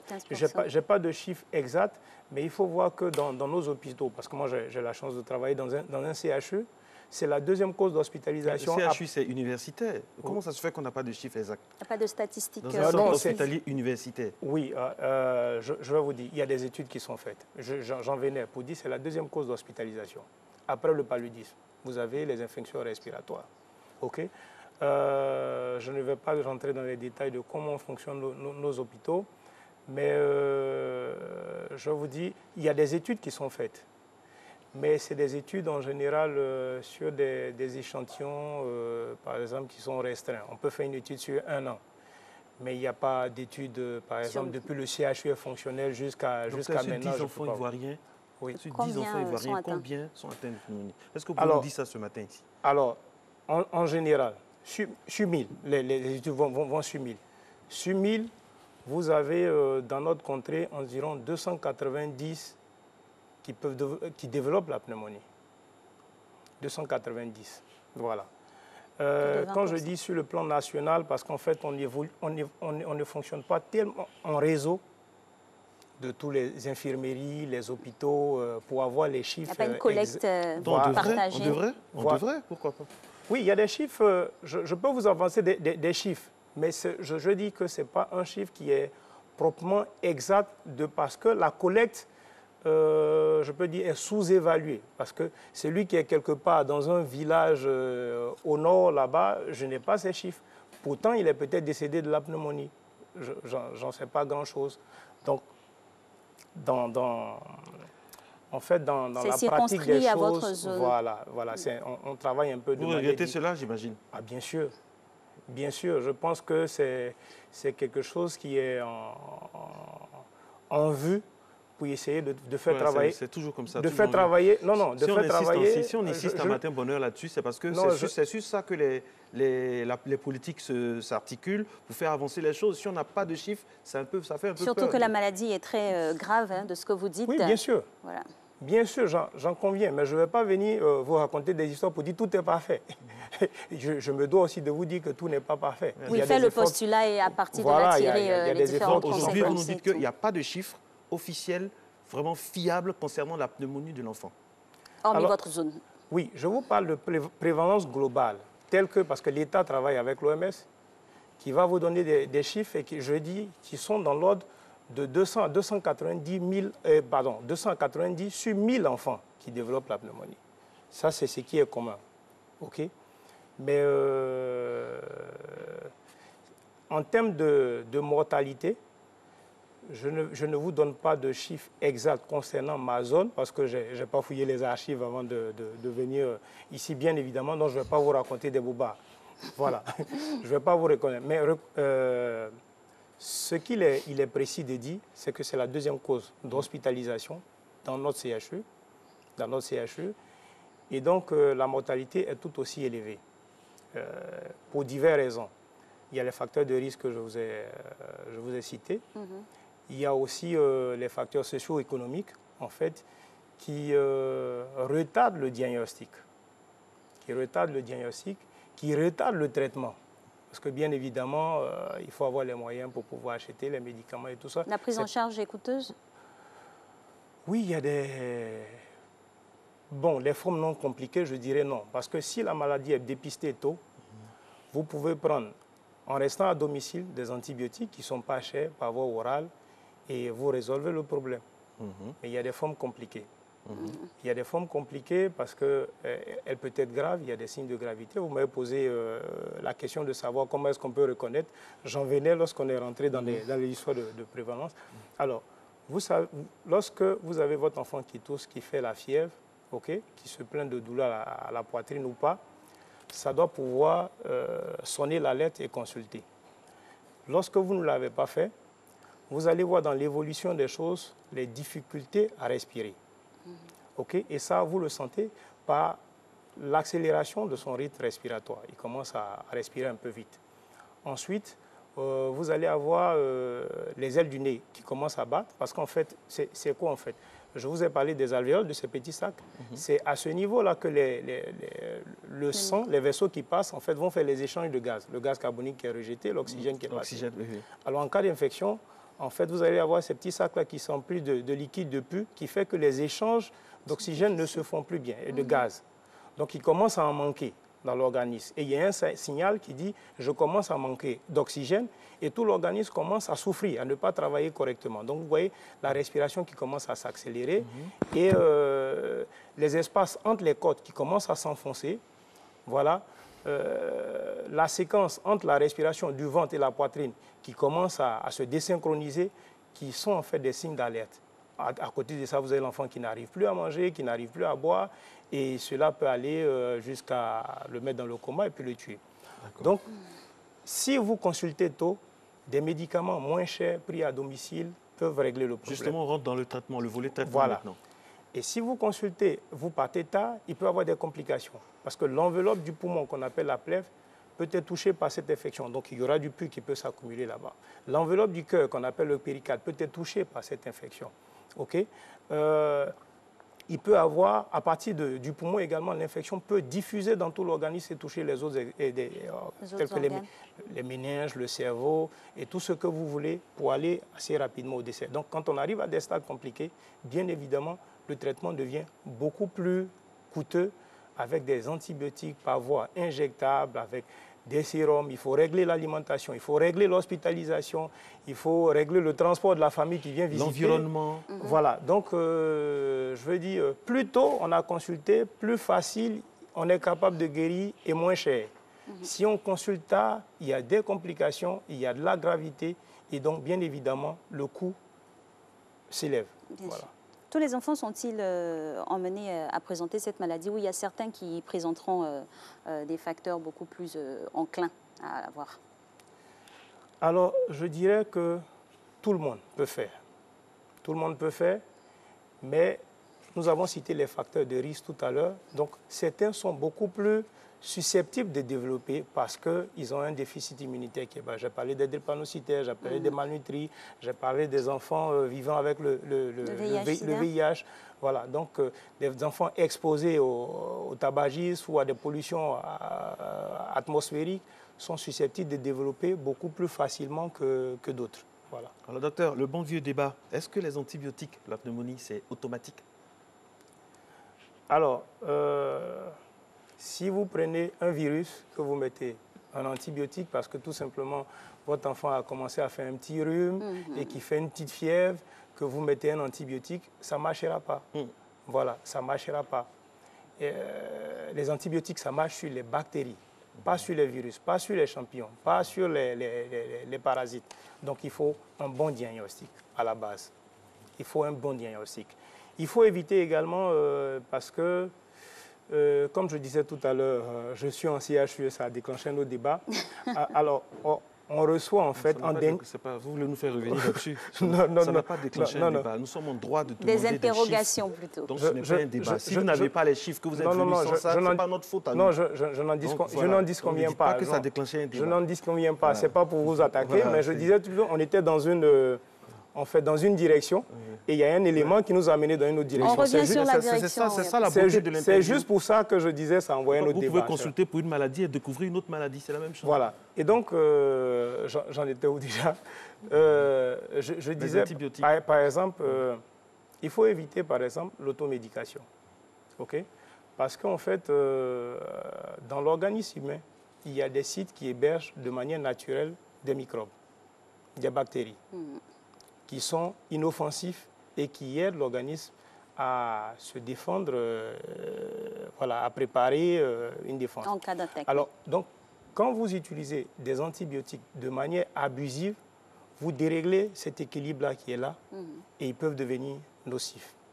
D'autre part, ils peuvent développer ce qu'on appelle une résistance. Donc, ils apprennent à reconnaître cet antibiotique et en fait à développer un mécanisme pour le contourner, pour ne pas qui les détruisent. Vous comprenez? Alors, donc, l'idéal, c'est de consulter à l'hôpital. Éviter les médicaments de rue. Éviter, en cas d'infection, tout de suite, d'aller en pharmacie, parce que je n'attaque pas les pharmacies. Ils peuvent gérer certains problèmes en urgence, mais vous ne serez pas examiné. Vous aurez discuté simplement avec le vendeur qui va vous conseiller des médicaments sans avoir consulté au préalable. Alors que je dis, le diagnostic, il a besoin d'être plus ou moins précis, voilà, pour pouvoir... Et là, on s'attarde sur les facteurs de prévention. Comment prévenir donc cette maladie?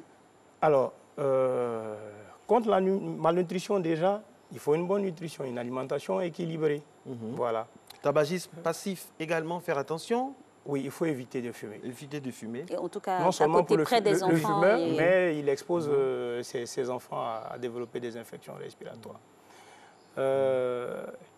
Également, il y a un autre facteur qui est la vaccination qui permet de prévenir contre cette infection. Il y a des vaccins qui sont déjà assez anciens, tels que le vaccin de la coqueluche, le DT-Coq polio qui existait déjà et qui a permis de réduire fortement l'incidence de la coqueluche qu'on trouve pratiquement plus, les formes graves de tuberculose. Alors, j'en venais encore, il y a les vaccins contre l'hémophilus influencé B qui existent depuis longtemps et qui est dans le programme élargi de vaccination, donc qui a permis également de réduire cette incidence. Et puis, tout récemment, il y a le vaccin contre le pneumocoque qui est en fait la principale bactérie source d'infection respiratoire qui est rentrée dans notre programme élargi de vaccination et qui s'est fait à partir de 6 semaines, qui permet de réduire en fait l'incidence de Donc suivre vraiment tous les vaccins concernant les enfants quand ils arrivent à l'âge. Et puis vérifier aussi l'apport en vitamine D.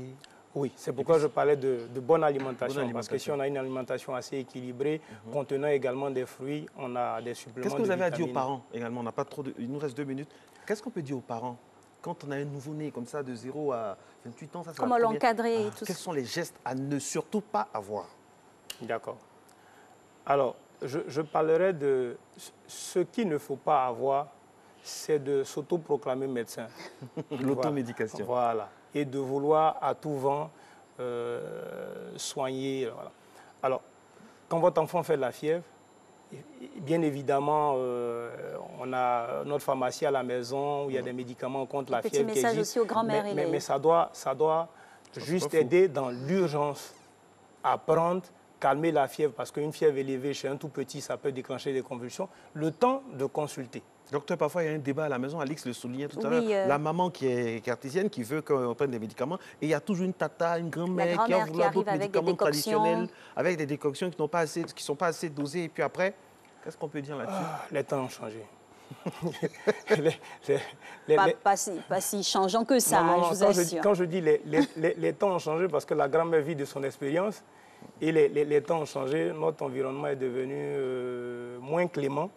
Voilà, les maladies sont devenues beaucoup plus graves et donc il faut résister à certaines choses et pouvoir consulter. Donc alimentez bien vos enfants, couvrez-les de tous les soins en termes d'environnement, voilà, évitez la promiscuité, plein de gens dans un habitat confit, non aéré et tout ça, ça expose. Et lorsqu'on a des symptômes, consultez vite.